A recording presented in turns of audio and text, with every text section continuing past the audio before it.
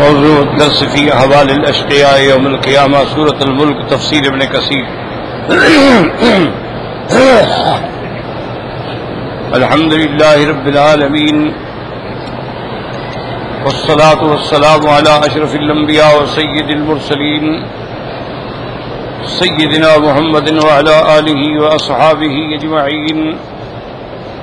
اللهم صل على سيدنا محمد وعلى آل سيدنا محمد كما صليت على إبراهيم وعلى آل إبراهيم في العالمين إنك حميد مجيد. أعوذ بالله من الشيطان الرجيم. بسم الله الرحمن الرحيم. وللذين كفروا بربهم عذاب جهنم وبئس المصير. إذا ألقوا فيها سمعوا لها شهيقا وهي تفور تكاد تميز من الغيظ كلما ألقي فيها فوج سألهم خزنتها ألم يأتكم نذير قالوا بلى قد جاءنا نذير فكذبنا وقلنا ما نزل الله من شيء إن أنتم إلا في ضلال كبير.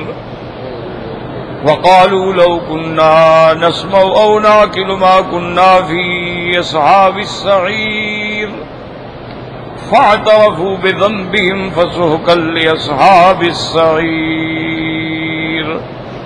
اللہ تبارک و تعالی نے کلام مقدس کی ان آیات مبارکہ میں کفار کے بارے میں ذکر فرمایا ہے کہ ان کا قیامت میں کیا حال ہو کہ وَلِلَّذِينَ كَفَرُوا بِرَبِّهِمْ عذاب جہنم، ان کے لیے عذاب جہنم ہوگا. وَبِئْسَ الْمَصِيرُ، کیا ہی بری لوٹنے کی جگہ ہے. اس کے بعد فرمایا تھا کہ اذا القوا فیہا، جب ان کو جہنم میں ڈالا جائے گا سمعوا لہا شہیقا، شہیق کا معنی سیاہ بھی ہوتا ہے، جیسے یعنی کوئی چیخ رہا ہو. اس لیے بعض علماء فرماتے ہیں کہ یعنی جو ان سے پہلے پڑے ہوں گے نا جہنم میں، ان کی چیخ و پکار کو سنیں گے. سمعوا لہا شہیقا وہی تفور، اور جہنم جو ہے وہ اور کھول رہی ہے. اور بعض مفسرین فرماتے ہیں کہ نہیں، شہیقاً جو ہے یہ آواز ہے لیکن یہ بھی جہنم کی آواز ہوگی. جیسے دیکھیں نا آپ اونٹ کسی پہ حملہ کرے تو کیسے آوازیں نکالتا ہے، حملہ آور جب ہوتا ہے نا تو آوازیں نکالتا ہے. اسی طرح وہ جہنم جو ہے وہ بھی آوازیں نکال رہی ہوگی. اور تفور کا معنی ہوتا ہے فوران سے ابلنا، کہ ابل رہی ہوگی. اور وہ جوش اتنا ہوگا تکاد تمیز من الغیظ، گویا کہ وہ اپنے غصے میں آ کے پھٹ پڑے گی. تمیز یا تنفصل بعضها من بعض، یعنی وہ گویا کہ پھٹ جائے گی. تکاد تمیز من الغیظ کلما القی فیہم فوج سألهم خزنتها ألم یأتکم نذیر قالوا بلی قد جاءنا نذیر. اور جب ان کی جماعت کو جہنم میں ڈالا جائے گا اور خزنہ جو ہے ملائکہ اللہ کی طرف سے جو جہنم پہ مامور ہیں وہ ان سے پوچھیں گے الم یاتکم نذیر، کیا تمہارے پاس ڈرانے والا نہیں آیا، اللہ کا پیغمبر نہیں آیا؟ تمہیں اس نے جہنم سے نہیں ڈرایا تھا؟ تمہیں اس نے ان حالات سے نہیں ڈرایا تھا؟ قالوا بلی، کہیں گے ہاں آیا تھا. قالوا بلی قد جاءنا نذیر، آیا ہمیں ڈرانے. فکذبنا، ہم نے تکذیب کی. قلنا ما نزل اللہ من شیء، ہم نے کہا تم پہ اللہ نے، تم لوگوں پہ کوئی کتاب نہیں اتاری، یہ سب تم خود اپنی طرف سے کہہ رہے ہو. ان انتم الا فی ضلال کبیر. یاد رکھو اس کے بارے میں دو قول ہیں. یا تو یہ بھی کافروں کا مقولہ ہے، کافر کہیں گے کہ ہم نے الٹا پیغمبروں سے کہا کہ تم نعوذ باللہ راستے سے ہٹے ہوئے ہو، تم گمراہی میں پڑے ہو. ان انتم الا فی ضلال کبیر، تم بہت بڑی بھول میں پڑے ہو کہ باپ دادے کو دین کو چھوڑ کے ایک نیا دین ہمیں بتلاتے ہو. اور بعض علماء فرماتی ہیں کہ نہیں، ان کی بات پوری ہو گئی. قالوا بلا قد جاءنا نذیر فکذبنا وقلنا ما نزل اللہ من شیء. اب ان کو فرشتے کہیں گے بدبختو تم نے یہ کہا ان انتم الا فی ضلال کبیر، تم تو پھر بہت بڑی گمراہی میں پڑے ہوئے تھے. فاعترفوا بذنبہم، اب اقرار کر لیں گے. فسحقا لاصحاب السعیر، ہلاکت ہو جہنم والوں کے لیے. اب یاد رکھو کہ قرآن پاک میں 3 مقامات پہ یہ سوال جواب کا ذکر ہے. ایک تو یہی جگہ ہے کہ خزانہ جو ہیں ملائکہ جو ہیں اللہ کے جہنم پر ان سے پوچھیں گے الم یاتکم نذیر، تو وہ کہیں گے قالوا بلا قد جاءنا نذیر، آئے ہمارے پاس.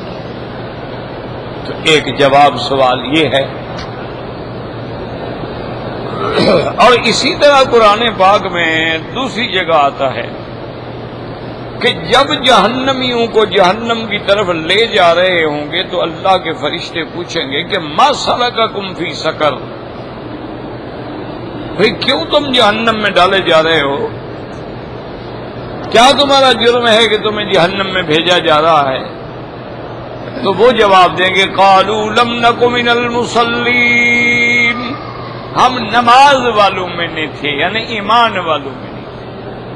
وَلَمْ نَكُ نُطْعِمُ الْمِسْكِينَ،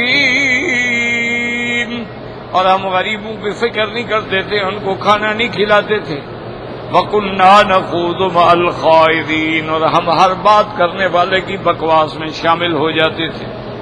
وَكُنَّا نُكَذِّبُ بِيَوْمِ الدِّينِ، اور ہم قیامت یوم الجزا کی تکذیب کرتے تھے، اس لیے جہنم میں ڈالے جا رہے. تو وہاں جواب دوسرا ہے. بات کو سمجھے بھئی، یہاں تو انہوں نے کہا قالوا بلا قد جاءنا نذیر، ہمارے پاس آئے ڈرانے والے. وہاں کہا کہ لم نک من المصلین، تو وہ تو جواب الگ ہے. اسی طرح ایک تیسری جگہ بھی قرآن پاک میں آتا ہے کہ جب وہاں جائیں گے تو فرشتے پوچھیں گے الم یاتکم رسل منکم یقصون علیکم آیاتی وینذرونکم لقاء یومکم ھذا قالوا بلا ولکن حقت کلمۃ العذاب علی الکافرین. تو وہ کہیں گے کیا تمہارے پاس اللہ کے پیغمبر نہیں آئے جنہوں نے آ کر تم قرآن پڑھا، تمہیں بتلایا کہ بھئی اگر کفر کرو گے تو جہنم ملے گی؟ تو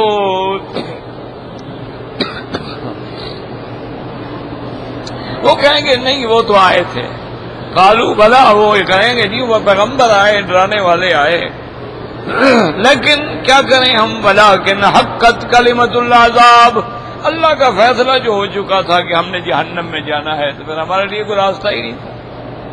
ولکن حقت کلمۃ العذاب علی الکافرین قیل ادخلوا ابواب جہنم خالدین فیہا فلبئس مثوی المتکبرین.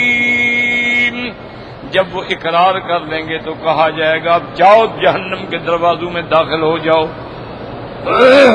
یہی ٹھکانہ ہے تکبر کرنے. تو اب دیکھیں یہ 3 جواب ہیں. ایک آیت میں ایک جواب ہے، دوسری میں دوسرا جواب ہے، اور تیسری آیت میں تیسرا جواب ہے. تو بظاہر تو یہ تعارض ہے قرآن میں،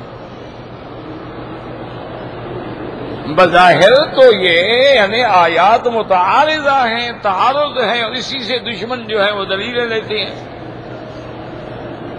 تو اصل بات یاد رکھو یہ تعارض نہیں ہے، یہ احوال مختلفہ ہے کہ جب ایک فوج جماعت کو ڈالا جائے گا وہ یہ کہیں گے، پھر دوسری کو ڈالا جائے گا تو وہ یہ کہیں گے، تیسری کو ڈالا جائے گا تو یہ کہیں گے. ہر آدمی اپنا اپنا جواب دے گا. تو اس میں کوئی قرآن پاک میں تعارض نہیں ہے، تعارض نہیں ہے، نہ کوئی تضاد ہے، بلکہ احوال جو ہے نا جی قیامت میں وہ مختلف ہوں گے. اب اسی پر قرآن کو سمجھنے کی کوشش کریں کہ اللہ تبارک و تعالیٰ فرماتے ہیں قیامت والے دن کہ لا یکلمہم اللہ یوم القیامت ولا ینظر الیہم، اللہ تبارک و تعالیٰ کافروں سے کلام بھی نہیں فرمائیں گے، ان کی طرف نظر بھی نہیں ڈالیں گے. تو اب قرآن کہتا ہے کہ کافروں سے اللہ کلام نہیں کریں گے. لیکن دوسری جگہ اللہ فرماتے ہیں فَوَرَبِّكَ لَنَسْأَلَنَّهُمْ أَجْمَعِينَ عَمَّا كَانُوا يَعْمَلُونَ. اللہ فرماتے ہیں میرا مدنی مجھے تیرے رب کی قسم ہے ہم ان سب سے پوچھیں گے، ہم ان سب سے سوال کریں گے. اب وہاں معلوم ہوتا ہے کہ اللہ ان سے کلام کہیں گے. اور پھر اسی طرح ایک اور آیت جب وہ اللہ فرمائے کہیں گے واللہ ربنا ما كنا مشرکین، یا اللہ ہم نے تو شرک نہیں کیا، ہم تو سمجھتے تھے کہ ہم صحیح راستے پہ چل رہے ہیں. ہم تو جن لوگوں سے مدد مانگتے تھے یا جن کے چڑھاوے چڑھاتے تھے یا جن کے آگے ہم جھکتے تھے، جن کو دیوی دیوتا مانتے تھے، ان کو ہم خدا نہیں سمجھتے تھے. اللہ میاں تیرا شریک تو ہوتا ہے کہ برابر کا کوئی شریک ہو. ہم تو ان کو سفارشی مانتے تھے کہ آپ کو کہہ کے ہمیں چھڑوا دیں گے. تو شریک تو نہ ہوئے نا، شریک تو وہ ہوتا ہے جو برابر کا ہوگا، تو وہ آپ کے برابر تھوڑے ہیں. وہ تو ہم نے اس لیے پکڑے ہوئے تھے کہ ہؤلاء یقربون الی اللہ زلفیٰ، اللہ کے ہمیں قریب کر دیں گے. جب ہم عیسیٰ علیہ السلام کو بنا لیں گے تو اپنے خدا سے کہہ دیں گے، جب بیٹا سفارش کرے گا تو باپ چھوڑ دے گا. جب ہم عزیر علیہ السلام سے کہیں گے تو وہ خدا سے کہہ دیں گے. تو جب بیٹا سفارش کرے گا تو خدا چھوڑ دے گا. جب ہم فرشتوں کو منت کریں گے اور ان کی ہم عبادت کرتے ہیں تو وہ اللہ کی بیٹیاں ہیں، وہ ہمیں چھڑوا لیں گے. تو یہ ہمارا عقیدہ تھا، آپ سے ہم نے شریک تو نہیں بنایا. یہ ایک آج بھی مسلمان جو ہیں بیچارے، اللہ ہمارے اوپر بھی اور ان پر بھی رحم فرمائے، وہ بھی اسی مشکل میں مبتلا ہیں. وہ بھی یہی سمجھتے ہیں کہ بھائی ہم شرک نہیں کرتے، اللہ کا سجدہ جو ہے وہ تو عبادت کا سجدہ ہے، وہ تو کسی غیر کو کرو تو کافر ہو جاتا ہے. ہم جو قبروں پہ سجدہ کرتے ہیں وہ تو تعظیم کا سجدہ ہے، وہ عبادت کا نہیں ہے. ان بیچاروں کو بھی یہی مشکل پڑی ہوئی ہے. وہ کہتے ہیں کہ بالکل اللہ کے سوا کسی غیر کا سجدہ حرام ہے، کفر ہے، شرک ہے. لیکن وہ سجدہ جو بر بنائے عبادت کیا جائے غیر اللہ کو تو کفر ہے. ہم تو کبھی نعوذ باللہ ان کو خدا سمجھ کے سجدہ نہیں کرتے، ہم تو تعظیم کر رہے ہیں کہ اولیاء اللہ ہیں، اللہ کے بزرگ ہیں، اللہ کے پیارے ہیں، اللہ کے انبیاء ہیں، شہداء ہیں، صدیقین ہیں، صالحین ہیں. بھئی ہم ان کی مزاروں پہ آئیں گے، سجدہ کریں گے اور اس کے پر غلاف چڑھائیں گے، ان کی مزاروں کو ہم عرق گلاب سے غسل دیں گے. تو یہ تو تعظیم ہے. اور تعظیم جو ہے وہ کہتے ہیں کہ تعظیم کا سجدہ تو جائز ہے، اور اس کی دلیل وہ یہ دیتے ہیں کہ دیکھو اللہ نے فرشتوں کو حکم دیا تھا کہ آدم کو سجدہ کرو. یہ تو قرآن میں ہے نا، وَإِذْ قُلْنَا لِلْمَلَائِكَةِ اسْجُدُوا لِآدَمَ فَسَجَدُوا إِلَّا إِبْلِيسَ. وہ کہتے ہیں اللہ نے حکم دیا کہ آدم کو سجدہ کرو. فسجد الملائکۃ کلھم اجمعون، سارے ملائکہ نے سجدہ کیا. تو کیا یہ عبادت کا سجدہ تھا؟ وہ فرشتے آدم علیہ السلام کو خدا سمجھ کے سجدہ کر رہے تھے یا اس کی عبادت کر رہے تھے، تعظیم کر رہے تھے اللہ کے حکم سے؟ اور جس نے انبیاء اور بزرگوں کی تعظیم نہ کی وہ تو ابلیس بن گیا، شیطان بن گیا. تم بھی نہیں کرو گے، تم بھی شیطان بن جاؤ گے.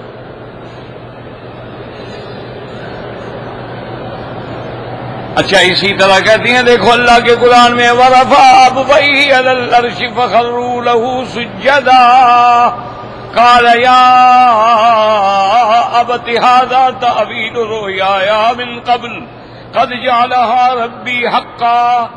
اب حضرت یوسف علیہ السلام اپنے والدین کو تخت پہ بٹھائیں گے، خود تخت پہ بیٹھیں گے اور والدین اور اس کا پورا خاندان سجدے میں گر کے حضرت یوسف کو سجدہ کریں گے. وَرَفَعَ أَبْوَيْهِ عَلَى الْعَرْشِ، والدین کو عرش پہ، فَخَرُّوا لَهُ سُجَّدًا، سب سجدے میں گر جائیں گے. تو اب جب وہ سجدہ کر لیں گے تو اب یوسف علیہ السلام بولیں گے کہ یا ابت ھذا تأویل رؤیایا من قبل، ابا جان وہ جو میں نے خواب دیکھا تھا یہ اس کی تعبیر ہے. وہ جو میں نے خواب دیکھا تھا کہ انی رأیت 11 کوكبا والشمس والقمر رأیتهم لی ساجدین، میں نے دیکھا تھا کہ 11 ستارے اور سورج چاند مجھے سجدہ کر رہے ہیں۔ تو آج یہ تعبیر میرا خواب جو تھا میرا اللہ نے سچا کر دیا، قد جعلها ربی حقا۔ تو اب وہ کہتی ہیں کہ جناب اب دیکھو یوسف علیہ السلام کا باپ تو پیغمبر ہے، یعقوب علیہ السلام وہ تو نبی ہے، اب وہ جو سجدہ کر رہے ہیں یوسف علیہ السلام کو، تو کیا وہ عبادت کا سجدہ تھا؟ صاف ظاہر ہے کہ ہو نہیں سکتا، اللہ کا نبی کی غیر اللہ کو کیسے سجدہ کر سکتا ہے؟ تو معلوم یہ ہوا کہ وہ تعظیم کا سجدہ تھا۔ تو تعظیم اور عبادت کے سجدے میں فرق ہے۔ ہم جو بزرگوں کی مزاروں پہ سجدے کر رہے ہیں، ہم جناب جتنے بڑے بڑے بزرگ گزرے ہیں ان کی مزاروں پہ جاتے ہیں، چومتے ہیں، سجدہ کرتے ہیں، سر جھکاتے ہیں، الٹے پاؤں پیچھے چلتے ہیں، ہم تو تعظیم کر رہے ہیں، عبادت تھوڑی کر رہے ہیں ہم۔ تو یہ مغالطہ ان کو بھی وہی لگا ہوا ہے۔ سب سے پہلی بات تو میری یہ سمجھیں کہ کوئی سجدہ بغیر تعظیم کے ہو ہی نہیں سکتا۔ اچھی طرح بات سمجھیں، کیا مانا؟ ہم اللہ کے آگے سجدہ کرتے تو اللہ کی عظمت ہمارے دل میں ہے تب ہی جھکتے ہیں نا۔ اگر اللہ کی عظمت دل میں نہ ہو تو کون آپ اس کو سجدہ کریں گے؟ نہ کو کیوں؟ اس کی عظمت جو نہیں، تعظیم جو نہیں، کون سجدہ کرے گا؟ سجدہ کیا ہی تب جاتا ہے جب دل میں تعظیم ہو اور اس کو اتنا قابل عظمت سمجھے کہ اس کے آگے سجدہ ریز ہو جائے۔ تو جو اللہ کو ہم سجدہ کرتے ہیں وہ بھی تو تعظیم ہے، عظمت ہے اللہ کی۔ اچھا، اب ہم اللہ کو تو کرتے ہیں، مزاروں کو نہیں کرتے، اس کی وجہ کیا ہے؟ اس کی وجہ یہ ہے کہ آدم علیہ السلام کو اللہ کے فرشتوں نے سجدہ کیا، یہ قرآن میں ہے، اس کا منکر تو کافر ہے، ہمارا ایمان ہے کہ انہوں نے سجدہ کیا۔ لیکن مہربانی کر کے آپ یہ بتائیں کہ فرشتے تمہاری طرح خود بخود تعظیم کرنے چلے گئے تھے یا اللہ نے حکم دیا تھا؟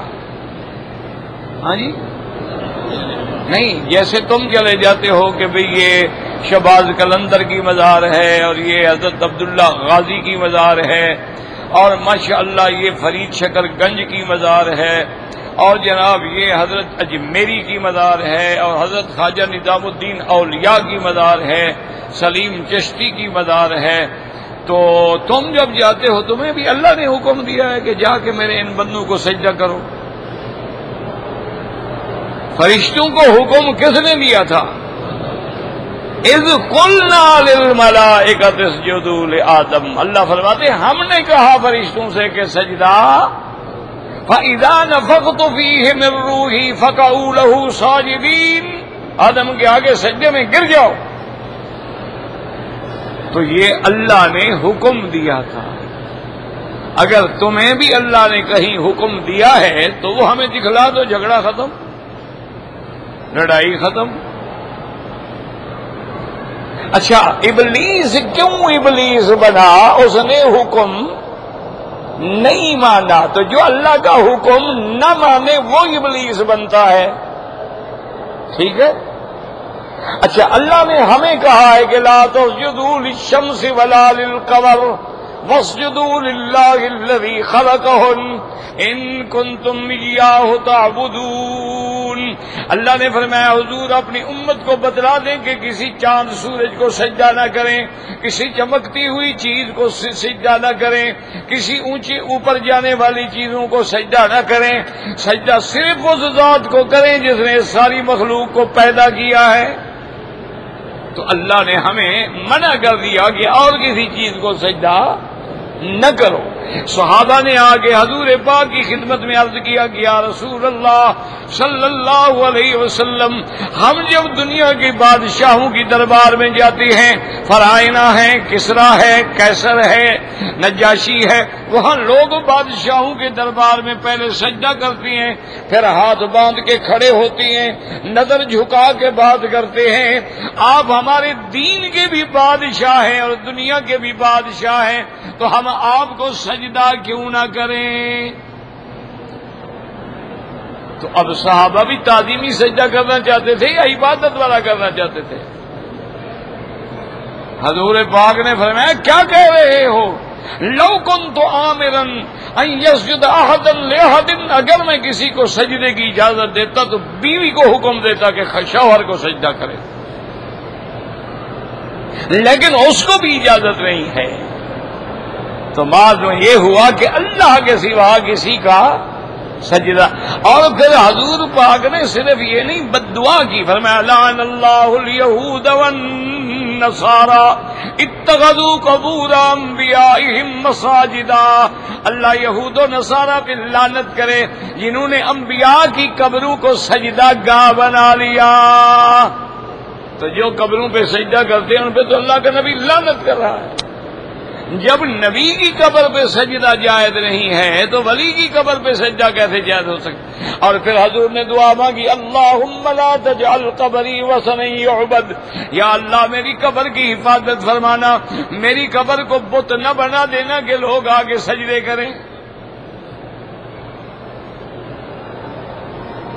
تو اب مسئلہ سمجھو کہ بھائی جب اللہ کا وہاں حکم ہے تو اعتراض کرنے کی کیا بات ہے؟ اچھا یوسف علیہ السلام کے والدین نے سجدہ کیا، کیوں؟ اس کا بھی آگے انہوں نے بتلا دیا، ھذا تأویل رؤیا قد جعلها ربی حقا، آپ نے فرمایا کہ ابا جان دیکھیں یہ میرے اسی خواب کی تعبیر ہے جو آج اللہ نے سچی کر دی ہے۔ اور یاد رکھو نبی کا خواب جو ہے وہ اللہ کا وحی ہوتا ہے، وہ تمہارے ہمارے خواب کی طرح نہیں ہوتا کہ کبھی غلط ہو گیا کبھی صحیح ہو گیا، کبھی ظاہر ہوا کبھی نہ ہوا، نہیں، پیغمبر کا خواب ایسے ہوتا ہے جیسے اللہ کا حکم ہے۔ تو وہاں بھی گویا اللہ کا حکم تھا، تب حضرت یوسف کو سجدہ کیا گیا۔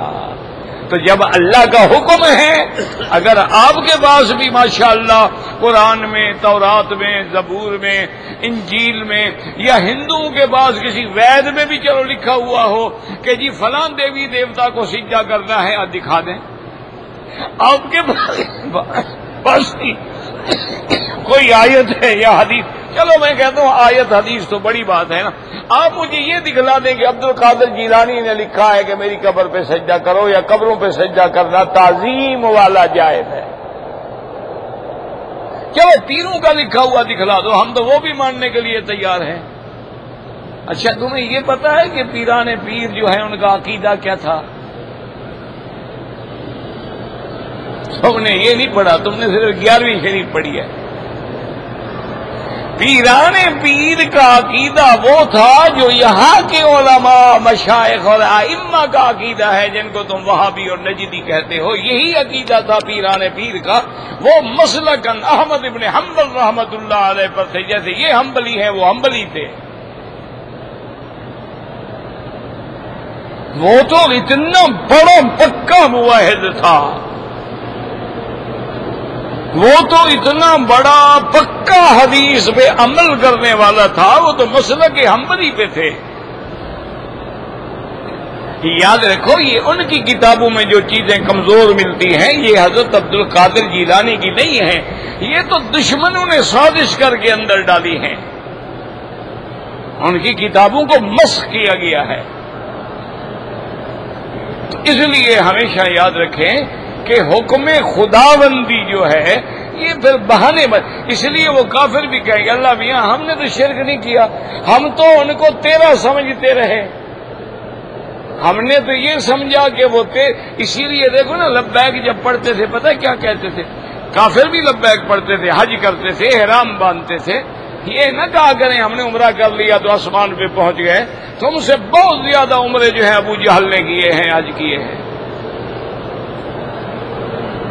اچھا تم تو ماشاءاللہ حاجیوں کو لوٹ کے کھاتے ہو نا، وہ حاجیوں کو کھلاتے تھے۔ حضور کے دادا تھے ہاشم، 100 اونٹ روزانہ ذبح کر کے عمرے والے حج والوں کو شریف کھلاتے تھے۔ آپ کے چاچا تھے حضرت عباس جو حجاج کو زمزم پلاتے تھے۔ تو اب جناب احرام بھی باندھتے تھے، باقاعدہ احرام باندھ کے طواف کرتے تھے، صفا مروہ دوڑتے تھے، مینا عرفات جاتے تھے، مزدلفہ جاتے تھے۔ ایک دن حضور پاک بھی کھڑے ہیں اور ان کا ایک قافلہ احرام باندھ پہ حج پہ جا رہا ہے، ابو جہل اینڈ کمپنی کا۔ تو ان نے پڑھ رہے ہیں لبیک اللہم لبیک لبیک لا شریک لک لبیک۔ حضور فرمایا ما ہو، یہی تو میں کہتا ہوں، میری بات مان لو۔ کہنے لگے نا آپ جو کہتے ہیں نا، آپ یہاں تک کہتے ہیں نا، ہمارا ذرا تھوڑا ٹٹکا آگے بھی ہے نا۔ لبیک اللہم لبیک لبیک لا شریک لک لبیک الا شریکا تملکہ وما ملک۔ اللہ تیرا کوئی شریک نہیں لیکن جن کو تو نے خود بنایا ہے۔ جیسے ہمارے کہتے ہیں نا اللہ نے ان کو مختار نامہ دے دیا ہے، یعنی اب اللہ تبارک و تعالیٰ چھٹی پہ ہیں، سارے اللہ نے پاور آف اٹارنی جو تھے نا پیروں کو دے دیے کہ بھئی اب سارے کام تم کرو، بس میں فارغ ہوں بس۔ اور میں نہیں کہہ رہا، یہ خود کہتے ہیں، کتابوں میں لکھا ہے کہ خدا کے پلے میں وحدت کے سوا کیا ہے۔ وہ کہتے ہیں اللہ بھی آگے بات ہے کیا توحید، ہمیں جو کچھ بھی لینا ہے وہ لے لیں گے محمد سے۔ وہ کہتے ہیں اللہ نے تو حضور کو سب کچھ دے دیا، اللہ کے پاس اب صرف توحید کا مسئلہ ہے، باقی تو کچھ نہیں۔ انا للہ و انا الیہ، دعا کریں اللہ کرے کہ سمجھ آ جائے۔ تو یاد رکھیں کہ 3 جواب کیوں ہیں، تو اس لیے کوئی تعارض نہیں قرآن میں۔ ایک پارٹی کو ڈالا جائے گا وہ یہ جواب دیں گے، دوسری پارٹی کو ڈالا جائے گا وہ یہ جواب دیں گے، تیسری پارٹی کو ڈالا جائے گا وہ یہ جواب دیں گے، اور بات ایک ہے کہ سارے کے سارے آخر میں اقرار کر لیں گے کہ ہم نے جرم کیا ہے، ہم نے شرک کیا ہے۔ فاعترفوا بذنبہم، جب اقرار بھی ہو گیا اب وہ اقرار کوئی فائدہ نہیں دے گا۔ اب دنیا میں آدمی گناہ کا اقرار کر کے ندامت کرے تو اللہ معاف کر دیتے ہیں، آدمی اپنی غلطی مان لے توبہ کر لے اللہ بخش دیتے ہیں، لیکن قیامت میں تو کوئی فائدہ نہیں۔ اس لیے حکم ہوگا فسحقا لاصحاب السعیر۔ اب یاد رکھو کہ کافر آگے یہ 2 باتیں کریں گے، وقالوا لو كنا نسمع نعقل ما كنا في اصحاب السعير فاعترفوا بذنبهم فسحقا لاصحاب السعير۔ اب وہ کہیں گے فرشتوں سے کہ لو كنا نسمع، کاش ہم پیغمبروں کی بات سن لیتے۔ یاد رکھو سنتے تو تھے، بدبختی ہے کیسے ہے کہ نہیں سنا انہوں نے۔ سننے کا معنی ہے سن کے مان لیتے، یہ ہوتا ہے سننا۔ جیسے آپ کہیں نا، کوئی کہے جی آپ کا بیٹا بڑا غلط کام کرتا ہے، آپ کہیں یار میں بڑا کہتا ہوں وہ سنتا ہی نہیں، اب سن تو رہا مانا مانتا نہیں۔ اس لیے یاد رکھا کرو جہاں لفظ ہوتا ہے نا، کسی جگہ ہوتا ہے صرف سننا، اس کو سما کہتے ہیں، اور کہیں ہوتا ہے سن کے اس پہ عمل کرنا، اس کو اسما کہتے ہیں۔ اب سنتے تو وہ تھے لیکن مانتے نہیں تھے، تو اس لیے کہیں گے کہ کاش ہم بات سن لیتے مان لیتے۔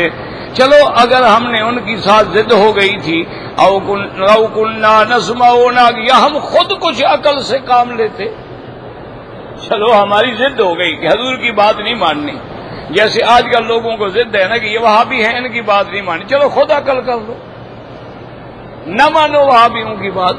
اللہ نے عقل تو دیا ہے نا کہ بھئی جو جو کام ہم کر رہے ہیں یہ قرآن میں، حدیث میں، اجماع میں، قیاس میں، صحابہ کے عمل میں، اہل بیت کے عمل میں کسی جگہ ہے بھئی، نہیں تو ہم غور کریں، اس کا معنی ہے کہ ہم غلط کر رہے ہیں، تو خود سوچ لو، کسی دوسرے کی بات نہیں ماننی، نہ مانو۔ تو اس لیے وہ کہیں گے کہ ہائے کاش ہم نے پیغمبروں کی بات نہ مانی اور نہ خود غور کیا۔ اگر ہم مان لیتے یا خود فکر کر کے بات سمجھ لیتے تو آج ہم جہنم میں نہ ہوتے۔ اچھا، اسی سے بعض علماء نے ایک مسئلہ بھی نکالا ہے. وہ مسئلہ یہ ہے، وہ کہتے ہیں کہ پوری دنیا میں آدمی جو ہے نا وہ دو قسم پہ ہوتے ہیں. بات سمجھو، یا تو آدمی خود عالم ہے، خود مجتہد ہے، خود بات سمجھ سکتا ہے، خود قرآن حدیث سمجھ سکتا ہے، اور اگر وہ اتنا عقل نہیں رکھتا، اتنا علم نہیں رکھتا، تو لازم ہے کہ پھر کسی کی بات سنے.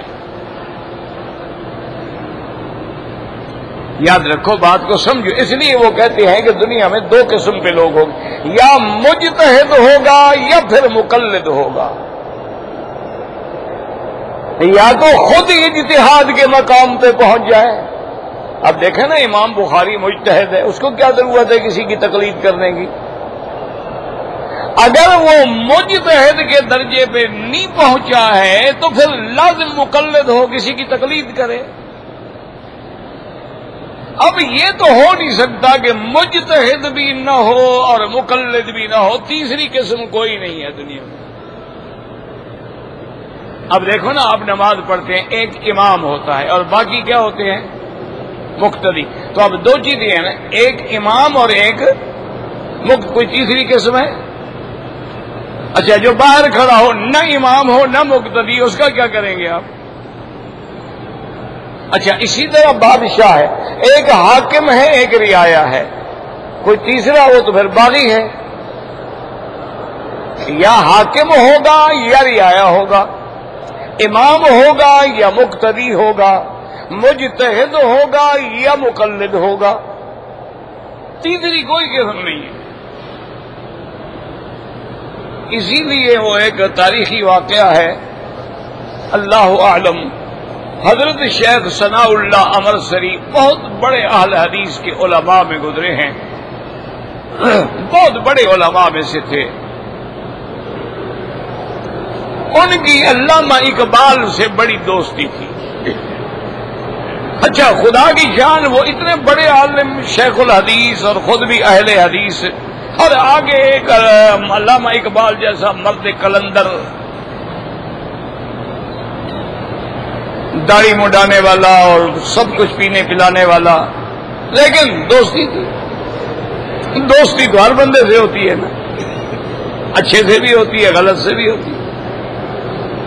تو شام کو علامہ صاحب کے ساتھ بیٹھتے تھے، حکا شکا بھی چلتا تھا. ہندوستانی علماء میں یہ حکے کی بیماری ہے، اب بھی ہے. تو علامہ صاحب بھی پیتے تھے، تو وہاں بیٹھے رہتے، گپ شپ ہوتی رہتی. ایک دن حضرت شیخ ثناء اللہ رحمت اللہ علیہ کا کوئی معتقد، کوئی ان کے ماننے والا جو ہے وہ آیا اور حضرت کی خدمت میں آ کے ملا اور بیٹھا، اور اتفاق سے اس نے کہا کہ حضرت یہ ہمیں تقلید کا مسئلہ نہیں سمجھ آتا. یہ سب کہتی ہیں بھی امام ابو حنیفہ، امام شافعی، امام مالک، امام احمد بن حنبل، ان چار ائمہ میں سے کسی کی تقلید کرو، یہ کیا مسئلہ ہے تقلید کا؟ تو مولوی ثناء اللہ صاحب رحمت اللہ علیہ نے تقلید کے خلاف بڑی مدلل تقریر کی کہ تقلید بالکل ناجائز ہے. جب قرآن موجود ہے، حدیث موجود ہے، پڑھو، سمجھو، عمل کرو. ہم نے کلمہ نبی پاک کا پڑھا ہے کہ اماموں کا پڑھا ہے؟ بہرحال انہوں نے بڑی مدلل تقریر کی اور آدھا گھنٹہ بڑا زور لگایا، اور جب تقریر ختم فرمائی تو علامہ اقبال کو دیکھ کے فرمایا کہ علامہ، یہ ساری محنت میں تیرے لیے کر رہا تھا، اس کے لیے تھوڑی کر رہا تھا. یہ جاہل سمجھتا ہے میری بات؟ یہ تو بیچارہ کہ جاہل آدمی ہے. میں تیرے لیے محنت کر رہا تھا، تو بھی بڑا مقلد بنتا ہے نا، تو بھی تو اپنے آپ کو مقلد بنائے ہوئے ہے. میں تیرے لیے یہ ساری محنت کر رہا تھا کہ خدا کرے تیرے دماغ میں یہ مسئلہ بیٹھ جائے. تو اب تمہیں سمجھ آیا کہ تقلید نہیں کرنی چاہیے. تو علامہ صاحب ہنس پڑے. انہوں نے کہا مولانا مجھے تو پھر یہی سمجھ آیا ہے کہ تقلید ہم چھوڑ دیں، چوں صلاۃ بے امام. پھر کیفیت یہ ہوگی جیسے نماز تو ہوگی لیکن امام نہ ہو، تو کوئی رکوع میں پڑا ہوگا، کوئی سجدے میں پڑا ہوگا، کوئی کھڑا ہوگا، کوئی بیٹھا ہوگا. آپ امت میں اختلاف ڈالنا چاہتے ہیں؟ انہوں نے کہا یہ تقلید تو ہمیں اکٹھے کیے ہوئے ہے نا کہ ایک امام کے پیچھے کھڑے اللہ اکبر سب اللہ اکبر، رکوع میں گیا ہم سب رکوع میں گئے، سجدے میں گئے سب سجدے میں گئے۔ اگر ہم اپنی اپنی نمازیں پڑھیں گے پھر تو یہی کیفیت، آپ یہی کرتے چھڑانا چاہتے ہیں تاکہ ہر آدمی آزاد ہو جائے اور اپنی مہار کندھے پہ ڈال دے جدھر چاہے چلا جائے۔ آپ ابھی 4 کو رو رہے ہیں پھر تو 4000 پیدا ہو جائیں گے۔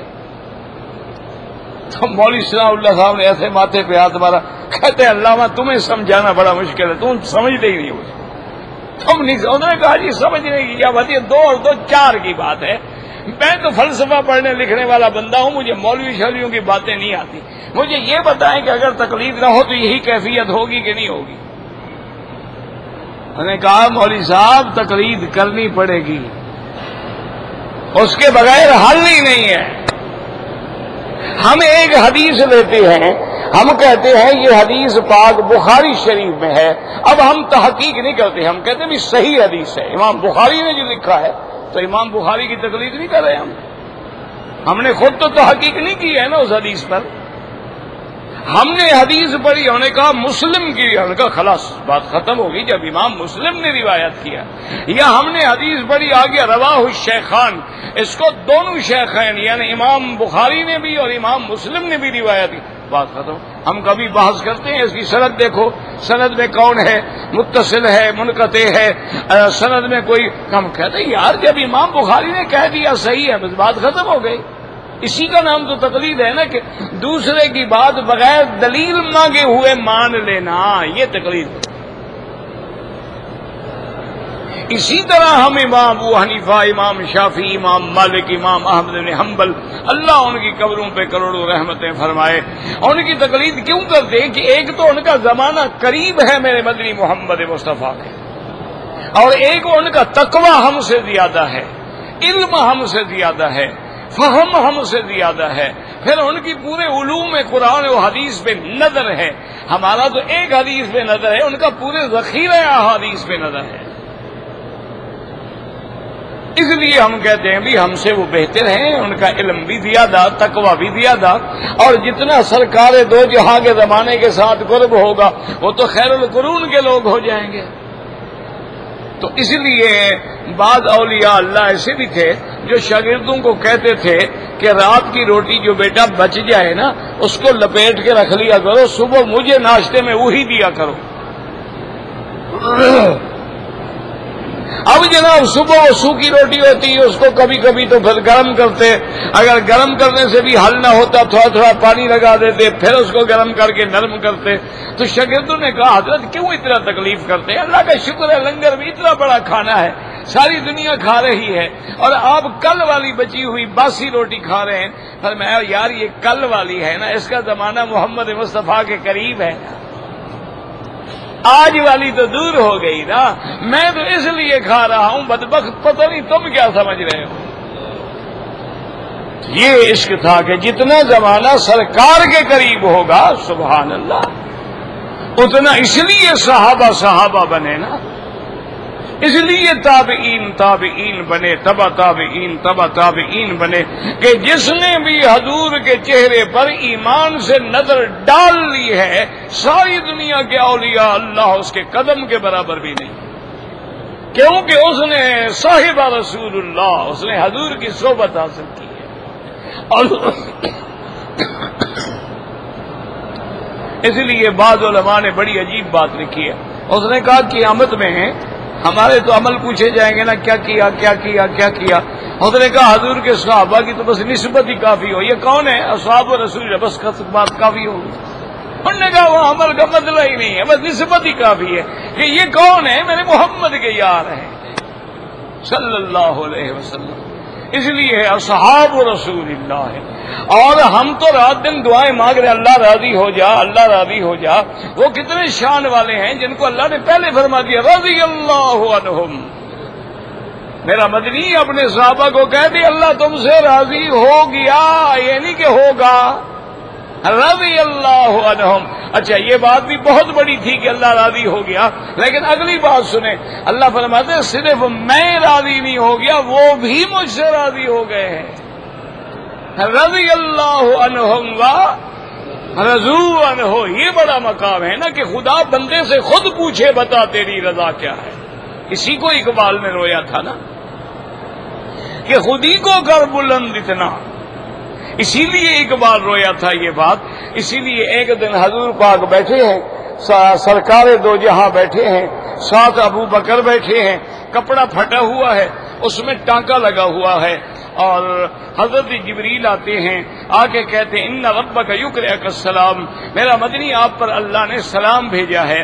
اور اللہ فرماتے ہیں کہ میرا سلام ابو بکر پہ بھی کہو، کہہ دو رضی اللہ، وہ کہہ دیا کرو رضی اللہ. اور ایک بات پلے باندھ لو، ایمان سے کہو، قرآن میں ہے اللہ صحابہ سے راضی. ہاں جی بتا دو، کوئی حل نہیں. ہوگا یا ہو گیا؟ اچھا تو جس سے اللہ راضی ہو گیا، تم جو گالیاں دے رہے ہو تم تو ناراض ہو نا. بھائی جو تبرہ کرے گا، گالیاں دے گا، سب کرے گا، شتم کرے گا، برا کہے گا، راضی نہیں ہے. تو جب اللہ راضی ہو گیا تم ناراض ہو گئے تو کفر میں کیا شک رہا کہ جس پہ اللہ راضی ہو گیا تم ناراض ہو گئے. تو قرآن کی اس آیت کا انکار ہو گیا اور قرآن کا منکر کافر ہوتا ہے. اچھا اب جناب دیکھیں کہ کتنی بڑی شان ہے. اللہ کے نبی نے فرمایا ابو بکر حاضر یا رسول اللہ ان ربک یقرئک، میرے رب نے تجھ پہ سلام بھیجا ہے. اللہ اللہ، دیکھو ابو بکر کا مقام دیکھو. حضرت ابو بکر نے کہا ان اللہ سمانی من فوق العرش، یا محمد صلی اللہ علیہ وسلم مجھے یہ بات بتا دیں کہ اللہ نے سب پہ سلام کہا ہے یا عرش سے میرا نام لے کے سلام کہا ہے. ایک تو مجموعی بات ہے نا کہ بھی ہم سب سے راضی ہو گئے تو ابو بکر سے بھی راضی ہو گئے، لیکن اللہ نے میرا نام، حضور نے فرمایا کہ اللہ نے تیرا نام لیا ہے. ان اللہ سماک من فوق العرش، اللہ نے عرش سے تیرا نام لے کے سلام کہا ہے. اور ابو بکر صرف اتنا سلام نہیں کہا ہے بلکہ اللہ پاک فرماتے ہیں انا راض عنک، ابو بکر کو کہہ دو ابو بکر میں تو سے راضی ہوں. اللہ اکبر. یا اللہ ہمارا حشر صدیق کے ساتھ کرنا. یا اللہ قیامت میں ہمارا حشر غلامان صحابہ میں کرنا، ہم ان کے جوتے اٹھا کے جنت میں چل. کوئی عمل تو ہے نہیں جو تیری دربار میں پیش کرے. ساری زندگی گناہوں میں گزر گئی، نافرمانیوں میں گزر گئی، بے حیائیوں میں گزر گئی ہے. پر تو تو کریم ہے نا، تو تو رحیم ہے نا، جو مہربانی فرما دے.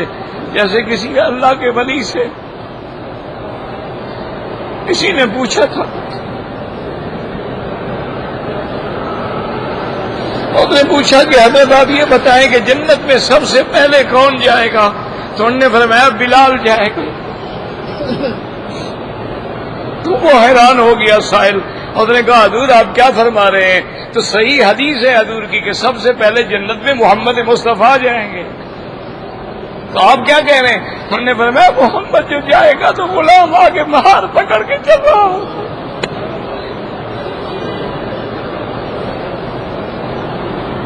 ان کا غلام تو سردار کے آگے دوڑتا ہے، وہ بھی تو حضور کی سواری کی مہار پکڑ کے آگے آگے ہوگا نا. تو لہٰذا پہلا قدم تو پھر اس نے رکھا ہے نا. اور یہ بات اولیاء اللہ کی ایسے نہیں ہوتی، یاد رکھا کرو. اولیاء اللہ کی نظر ہوتی ہے قرآن و حدیث پہ، وہی اولیاء اللہ ہوتے ہیں. یہ بھنگی تھوڑے اولیاء اللہ ہوتے ہیں. تو معراج والی رات بھی حضور جب معراج پہ گئے تو بلال پہلے وہاں تھا نا، کہ آپ نے فرمایا تیری چلنے کی میں نے آواز سنی. مخدوم کے آنے سے پہلے خادم ہوتے ہیں. اللہ اکبر. کتنی بڑی بات ہے کہ اللہ نے فرمایا ابو بکر حل انت راض عنی انا راض عنک. ابو بکر میں تو تجھ سے راضی ہو گیا، لیکن کیا تو بھی مجھ پہ راضی ہے؟ کہ کہاں ابو بکر جیسا تاجر اور آج کہاں ٹانکے لگے ہوئے کپڑے پہن کے بیٹھا ہے. کہاں وہ ابو بکر جو مکے کا سب سے بڑا امیر آدمی تھا، اور آج کہاں اس کے فقر کا یہ عالم ہے، سینے کے لیے دھاگا نہیں ہے، ٹانکا جو ہے کانٹا لگایا ہوا ہے۔ فبکا ابی بکر، ابو بکر رو پڑے، اس نے کہا رضیت ربی رضیت ربی رضیت ربی، رو پڑے اور کہا میرا مدنی میرا پیغام عرض کر دیں کہ میرا مولا میں تیرے راضی ہوں، اس سے بڑا شرف کیا ہوگا کہ تو نے مجھے محمد کا غلام بنا دیا صلی اللہ علیہ وسلم۔ دعا کریں اللہ ہمیں بھی حضور کی، صحابہ کی، اہل بیت کی، اولیاء اللہ کی، ائمہ علماء کی غلامی نصیب فرما دے، اور ان کی غلامی میں ہمارا بیڑا بھی پار ہو جائے۔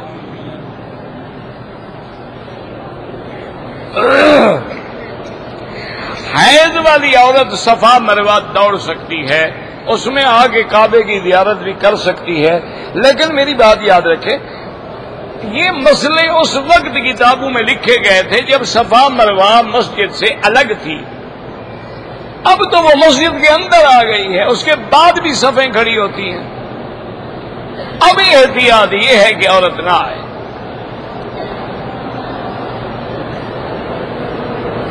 اگر آپ حرم شریف میں ہیں یا کسی جگہ مسافر ہیں، نماز قصر پڑھیں گے۔ بھائی کل جو میں نے کہا تھا نا کہ پگڑی کسی قرآن حدیث میں نہیں، مانا یہ جو لوگ دکان یا مکان چھوڑنے کے لیے پگڑی دیتے ہیں اس کی بات ہو رہی تھی، سر کی پگڑی کی نہیں۔ ہاں کیا کریں نا جی، فتویٰ لگانا تو آسان ہے نا، جو بات مولوی مکی نے کہا تھا پگڑی۔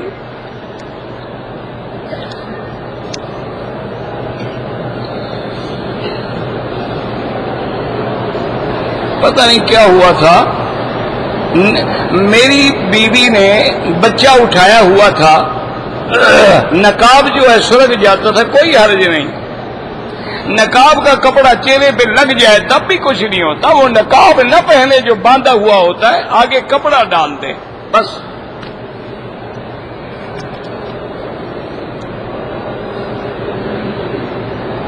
کہ مشتے کس جگہ پر لٹکے ہوئے ہیں پتہ نہیں، مجھے نہیں پتا کیا پوچھا ہے آپ نے۔ درود و سلام جو ہیں جب حضور پاک کے روضہ مبارک پہ جائیں، سب سے پہلے غسل کریں، اچھے کپڑے پہنیں، خوشبو لگائیں، مسجد میں آئیں اور بسم اللہ والصلاۃ والسلام علی رسول اللہ، اللہم اغفر لی ذنوبی وافتح لی ابواب رحمتک، یہ پڑھتے ہوئے آپ آئیں اور درود شریف پڑھتے ادب کے ساتھ چلیں۔ 2 رکعت نماز پڑھیں۔ 9 رکعت نماز چونکہ اللہ کا حق جو ہے وہ نبی کے حق سے مقدم ہوتا ہے، 2 رکعت تحیۃ المسجد پڑھنے کے بعد بالکل ادب کے ساتھ چلتے ہوئے درود پڑھتے ہوئے سرکار دو جہاں کے مواجہ شریف میں آئیں، نہ دور کھڑے ہوں نہ بالکل قریب کھڑے ہوں، درمیانی فاصلے سے کھڑے ہوں، نہ چیخ کے پڑھیں نہ آہستہ پڑھیں، درمیانی آواز میں الصلاۃ والسلام علیک یا رسول اللہ، الصلاۃ والسلام علیک یا حبیب اللہ، جو بھی آپ کو یاد ہے وہ سلام پڑھیں۔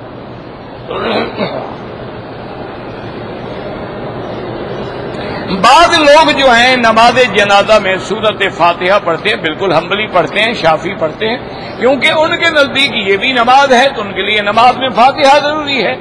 امام ابو حنیفہ رحمۃ اللہ علیہ فرماتے ہیں یہ تو ہے ہی دعا، یہ نماز نہیں، یہ ہے نماز کی طرح کہا گیا ہے، ورنہ نماز سجدے اور رکوع کے بغیر کیسے نماز ہوتی ہے؟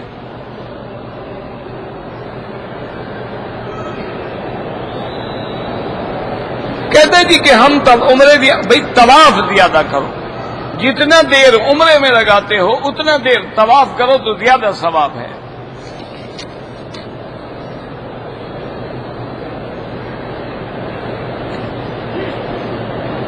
بہرحال اگر عورت حیض میں ہے، جب تک حیض سے پاک نہ ہو وہ عمرہ نہیں کر سکتی، ہوٹل میں بیٹھی رہے، نہ جائیں مدینہ شریف، پہلے اپنا عمرہ پورا کریں۔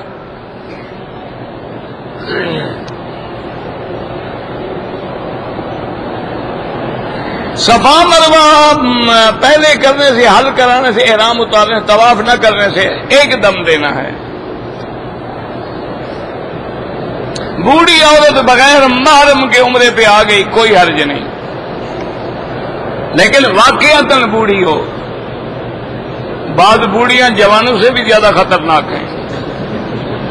یہ ذرا دیکھ لینا مسئلہ. جیسے آج کل ساٹھا پاٹھا ہوتا ہے نا، یہ نوجوانوں سے زیادہ خطرناک ہے.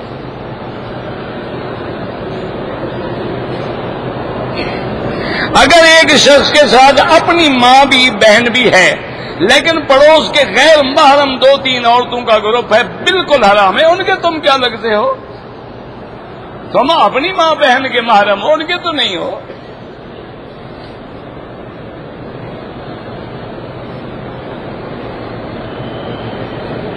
کہتے جی کہ ایک بڑی رقم دے کر گھر لے لیتے ہیں، کرایہ نہیں لیا جاتا. جب مکان واپس کریں تو پوری کی پوری رقم واپس مل جاتی ہے. تو وہ جو تم نے کرایے کا فائدہ اٹھایا ہے وہی تو سود ہے. اور کیا ہے؟ کرایہ جو تم نے نہیں دیا، کرایہ بنتا 2 لاکھ، تو 2 لاکھ کا فائدہ تو اٹھا لیا نا آپ نے قرضے پر.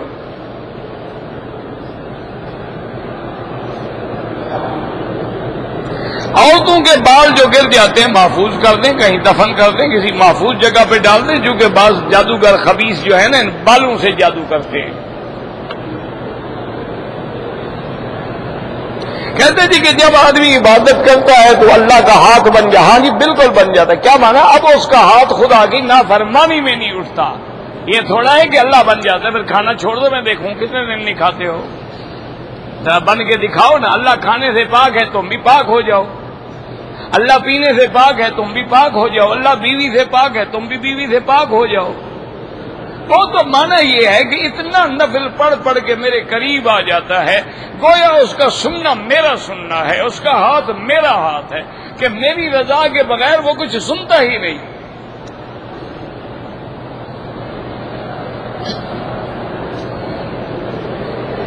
چاچے کی طرف سے عمرہ کروں، بالکل کر سکتے ہیں. جب حضور کا نام آئے درود پڑھیں. انگوٹھے چومنا بدعت ہے. اگر عورت نے 2 چکر کی ہے، نماز کھڑی ہوگی، باقی نماز کے بعد پورے کرے.